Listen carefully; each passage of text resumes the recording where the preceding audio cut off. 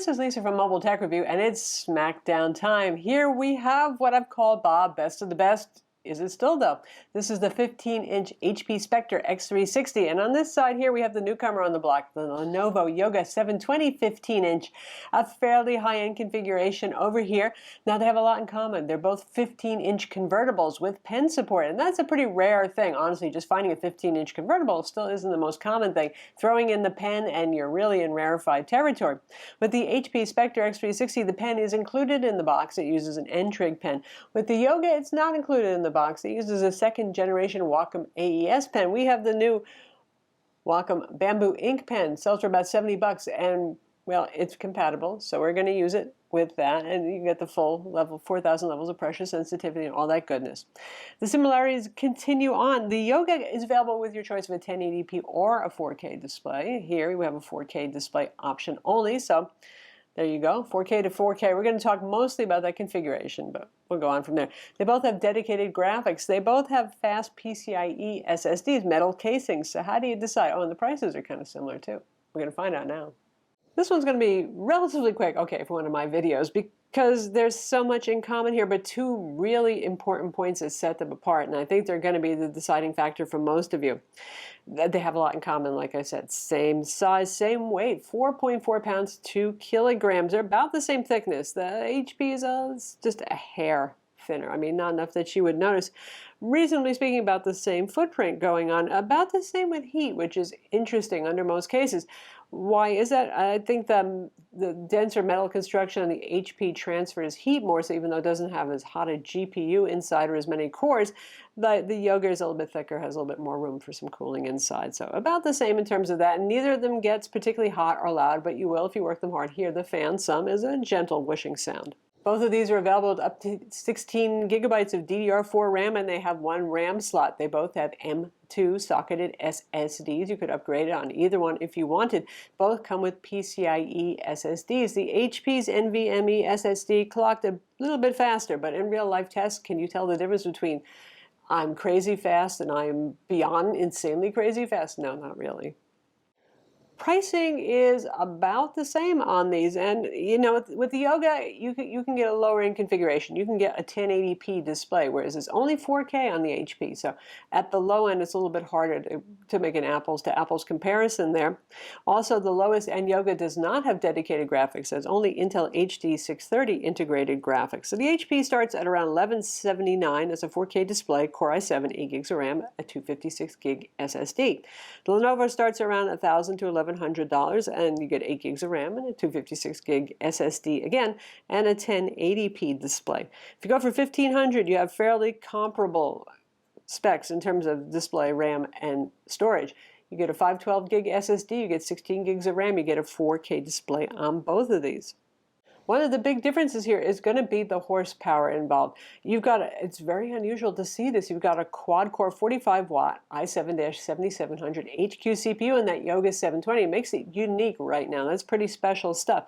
So that means that what you would usually see in a entry-level gaming laptop in terms of horsepower or mobile workstation, you have in this fairly thin and light Yoga. So for those of you who have been pushing the boundaries of your current laptop and you know you need a quad-core, you're compiling software programs that are hundreds of thousands, if not a million lines of code, then you need a quad core. If you're doing heavy-duty ZBrush or CAD work, well, you're going to want that quad core and the better graphics. We'll get to the graphics in a moment, too.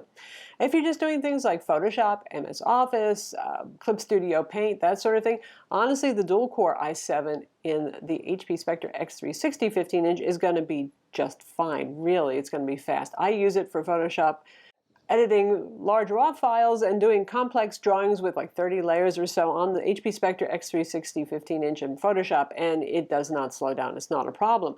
But if I was going to be doing 3D work, and if I was going to be doing ZBrush, and I'm no 3D artist, so that's not me, I would want that quad core.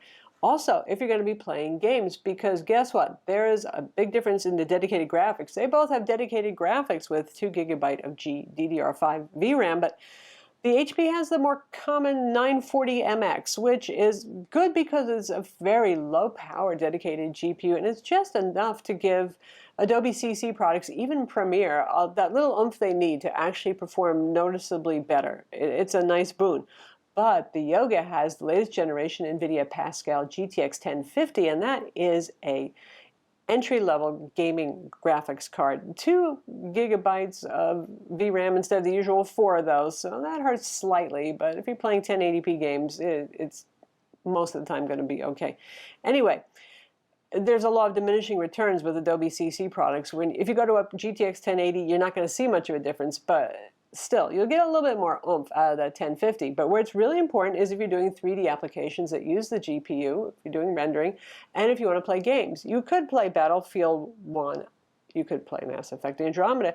You could play Fallout 4 on low to medium settings on the Yoga 720. On the HP, I would not even really play Fallout 4 personally on that. That 940MX just doesn't have what it takes. You're going to have to drop below 1080p resolution and be on low settings and all that stuff. It's fine for Battlefield 4. It's pushing it on Battlefield 1. You're going to be pretty much running on low settings. It's more of a casual gaming thing, a little something to give Civ a boost, that sort of thing. And it's really there mostly for giving the Adobe CC Suite a little bit of a boost. So why wouldn't you just want all that horsepower all day, all night, all long? Well, battery life, there's the big difference. Like I said, thermals are pretty well managed on the Yoga. The surface, 5 degrees centigrade difference in surface temperatures at most, but the battery life is notably different. The Yoga, and with the 1080p display that we have here, not the 4K display, which I'd expect to have an hour or two shorter battery life, yeah, it goes about 6 hours with light to moderate use, not heavy-duty stuff, not playing Battlefield 1, for example, whereas the HP goes almost twice as long, like 11 hours. So therefore, if you don't need all that computing horsepower, well, you probably want longer battery life because all of us do. So that leans back to the HP Spectre. So now you understand why some people wouldn't go for the quad core every single time. It's that battery life. The chargers are not that different in size. If you're worried about the bulk, Lenovo has a fairly compact charger because, a GTX 1050 doesn't need a whole lot of power. It's a bit heavier. It's a little bit bigger than the HP's, but not a deal breaker difference in size. This is not a gaming laptop size charger by any means.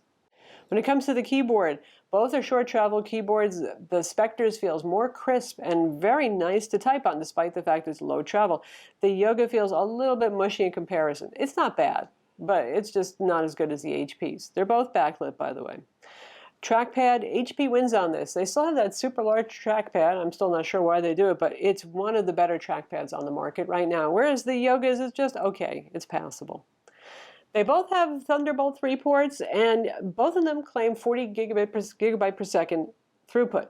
2 PCIe lanes on the Yoga. It looks like there's 4 on the HP. It's still getting hard to tell with today's software analysis programs that we have to look at this, but it's looking like it's 4 lanes. That would matter if you're going to hook up an external GPU box, which really, other than a few enthusiasts, not a lot of people are doing. Either way, you can drive 4K monitors at 60 Hz refresh rate. You can use Thunderbolt 3 docks with both of these. With the display, the HP wins here. That's in part because HP focuses on displays a lot for their products, which is pretty smart because you spend a lot of time looking at the display. It has a lot of wow factor. Just because they have a 4K display as the only option? No, not so much. It just has a richness and a vibrance and a pop and a nice cinematic look that makes it my go-to product to watch movies on, honestly. In terms of metrics, in terms of color gamut and contrast, they actually rate pretty close. And with the Yoga, the 1080p display that we have here, it's not bad looking. I've seen the 4K. It looks a little bit better. It doesn't quite reach the HP levels of just kind of wow when you're watching a movie or looking at photos, but it's a decent display. And that's part of the Spectre being HP's very top-of-the-line model. They put the best display in there, and you also get a more attractive, arguably, casing. It's more expensive to make. It has more complex lines. It's just beautiful looking. With the Yoga, it's a premium model for them, but for Lenovo, the 910 is their top-of-the-line model, where they spend the most on displays and on the casing, which is why the Yoga 910 has a really fantastic 4K display, but not the 720.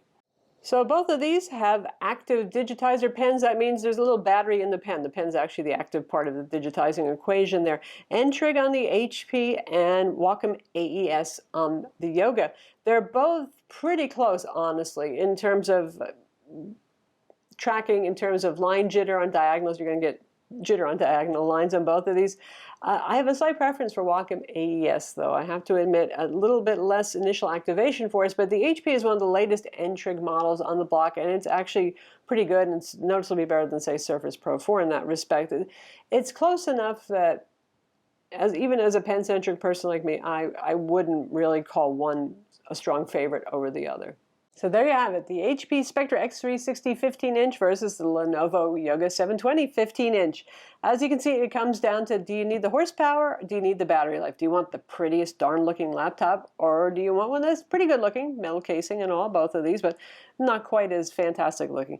Displays, nice on both of these, a little better on the HP. Keyboard, a little better on the HP. So ports, HP gets you an HDMI port, it gets you an SD card slot. Not so with our friend the Yoga here.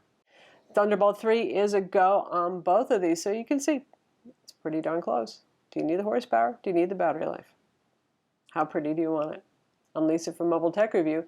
Be sure to subscribe to our YouTube channel for more cool tech videos, and thumbs up if you like this video.